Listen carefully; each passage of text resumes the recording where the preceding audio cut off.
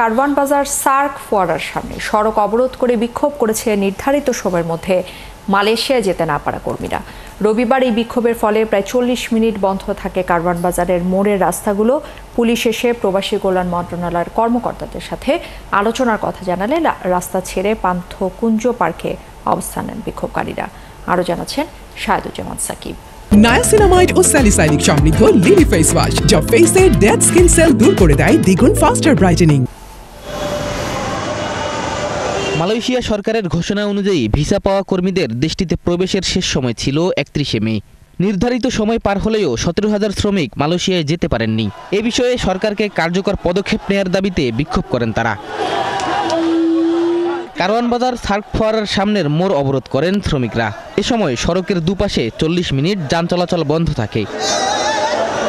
ভুক্তভোগীরা জানান, কষ্টার্জিত টাকা খরচ করেও মালয়েশিয়া যেতে না পারায় নিঃস্ব হয়ে গেছেন তারা। আমাদের মধ্যে কিছু লোক আছে, ওনারা সুসাইড করতে চাইতেছে। কেন আমাদের সাথে এই ধরনের প্রতারণা করা হয়? সরকারিভাবে ভয়েসেলের মাধ্যমে নেওয়া হবে, তো আমরা এটা ট্রেনিং করছি, সবকিছুই করছি, কিন্তু এটা দিয়ে অনেক গাফিলতি চলতেছে।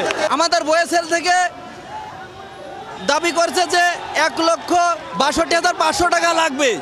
এই টাকা তো আমাদের দেওয়া সম্ভব না। ভয়েসেল থেকে আমাদের 15-20 দিন পর একটা করে SMS দেওয়া হয়, কিন্তু সেই SMS দেওয়ার পরে কোনো কার্যক্রম অব্যাহত রাখে না। সিন্ডিকেটের জটিলতার কারণে আমাদের প্লাট দেয় নাই এবং এজেন্সির গাফিলতির কারণে আমরা যাইতে পারি নাই।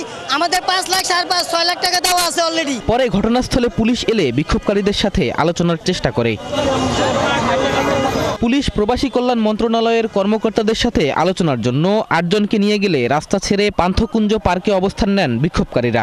পুলিশ আসার পরে আমরা তাদেরকে বুঝাইছি যে আসলে এখানে রাস্তাঘাট বন্ধ করে তো কোনো কিছু করা যাবে না। তখন তারা বলছে যে ঠিক আছে স্যার, তাহলে আমাদের বসার ব্যবস্থা করে দেন।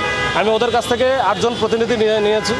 এই 8 জন প্রতিনিধি নিয়ে আমি প্রবাসী কল্যাণ মন্ত্রণালয়ের দায়িত্বপ্রাপ্ত অ্যাডভাইজার স্যার তো এখন নাই, এখন সচিব স্যারের সাথে হয়তো কথা বলাবো। আমি নিজেই নিয়ে যাচ্ছি, নিয়ে গিয়ে কথা বলায় তারপরে দেখি আমরা আলোচনার টেবিলের মাধ্যমে এটা আমরা সমাধান করতে পারি। 17,000 শ্রমিকের বিষয়টি সরকার আমলে না নিলে কঠোর কর্মসূচির হুঁশিয়ারি দেয় বিক্ষোভকারীরা। শাহেদুজ্জামান সাকিব, 71, ঢাকা।